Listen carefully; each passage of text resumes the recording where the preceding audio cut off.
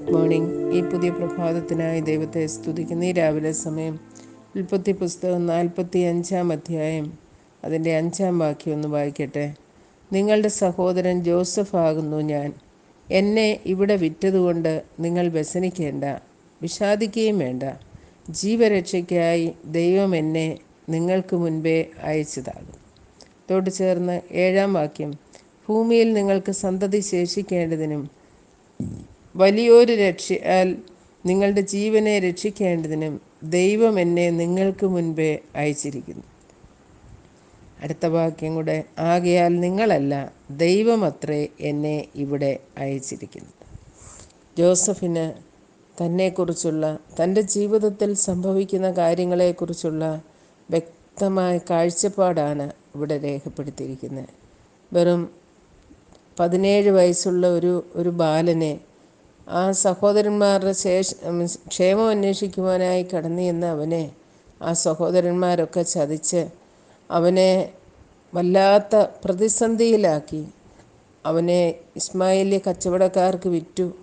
അതിനുശേഷം വർഷങ്ങൾ അവിടെ സന്തോഷത്തോടെ കഴിഞ്ഞുവെങ്കിലും പോത്തിഫറിൻ്റെ ഭാര്യയുടെ നിമിത്തം അവൻ കാരാഗൃഹത്തിലാക്കപ്പെട്ടു. എന്നാൽ വീണ്ടും കാലത്തികമെങ്കിൽ അതിൻ്റെയൊക്കെ പരിസമാപ്തിയായിട്ട് ദൈവം യോസഫിനെ ഉയർത്തി ഫറവോൻ്റെ രണ്ടാമനായി ദേശത്തേക്ക് കൊണ്ടുവന്നു. ആ ചരിത്രമൊക്കെ നമുക്കറിയാം. അതിനുശേഷം തൻ്റെ സഹോദരന്മാരോട് യോസഫ് തന്നെ പറയുന്നതായ വാചകങ്ങളാണ് നാം ഇവിടെ വായിച്ചത്.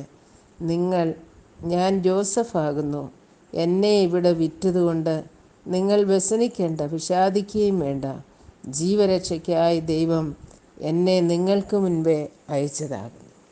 സഹോദരന്മാർ ഭയന്ന് നിൽക്കുമ്പോൾ, പരിഭ്രാന്തരായി നിൽക്കുമ്പോൾ അവരെ ആശ്വസിപ്പിക്കുന്ന ജോസഫ്. അവരുടെ ഉള്ളിലൂടെ പല വിചാരങ്ങളും കടന്നുപോയി കാണും. ഇനിയുള്ള കാര്യങ്ങൾ എന്തായിത്തീരുമെന്നുള്ള ആ വലിയ പ്രതിസന്ധിയിൽ അവരായി തീർന്നപ്പോൾ ജോസഫിൻ്റെ വാക്കുകൾ അവരുടെ ഹൃദയത്തിന് എത്ര കുളിർമയേകി കാണും. അവരോട് പറയുന്നത്, എന്നെ ദൈവം നിങ്ങളുടെയും ജീവരക്ഷയ്ക്കായി ഇവിടേക്ക് അയച്ചതാണ്.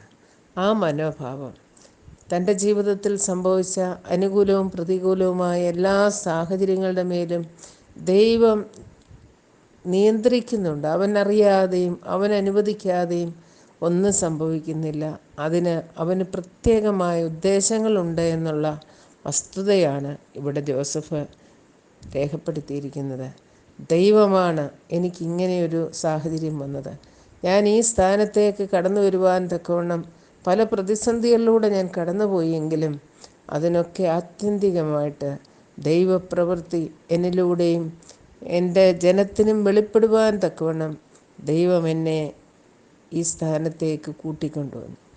റോമാലേഖനം 8 അധ്യായം 28 വാക്യം നമുക്കെല്ലാം സുപരിചിതമാണ്. ദൈവത്തെ സ്നേഹിക്കുന്നവർക്കും നിർണയപ്രകാരം വിളിക്കപ്പെട്ടവർക്കും സകലവും നന്മയ്ക്കായി കൂടി വ്യാപരിപ്പിക്കുന്നു എന്നുള്ള ചിന്ത. ജോസഫിൻ്റെ ജീവിതത്തിലെ എല്ലാ പ്രതിസന്ധികളും കൂടി വ്യാപരിപ്പിച്ച് ഇന്ന് ഫറവോൻ്റെ രണ്ടാമനായി തീരുവാൻ തക്കവണ്ണം ദൈവം അനുവാദം കൊടുത്തു.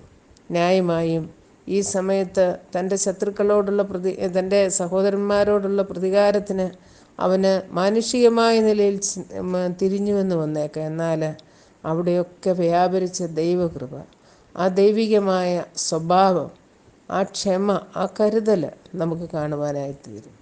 ഇവിടെ ജോസഫ് വീണ്ടും ഒരു കാര്യം പറയുകയാണ്, ദൈവം എന്നെ മിസ്രയീം ദേശത്തിനൊക്കെ അധിപതിയായിരിക്കുന്നു.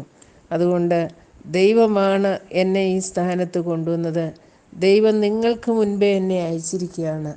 ആ ഒരു വിചാരം നമ്മുടെ ജീവിതത്തിൻ്റെ ഓരോ മേഖലകളിലും ഉണ്ടെങ്കിൽ മറ്റുള്ളവരോടുള്ള നീരസം, കയ്പ്, മറ്റുള്ളവരോട് ക്ഷമിക്കാതിരിക്കുന്നതൊക്കെ നമ്മുടെ ജീവിതത്തിൽ നിന്ന് മാറ്റിക്കളയുവാനിടയായിത്തീരും.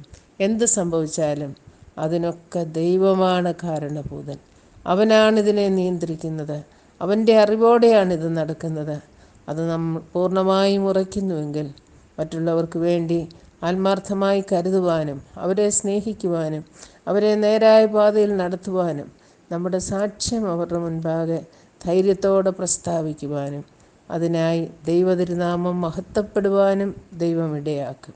ഈ ജോസഫിനെ നമുക്ക് കുറിക്കൊള്ളാം. ജോസഫിൻ്റെ ദൈവം നമ്മുടെയും ദൈവമാണ്.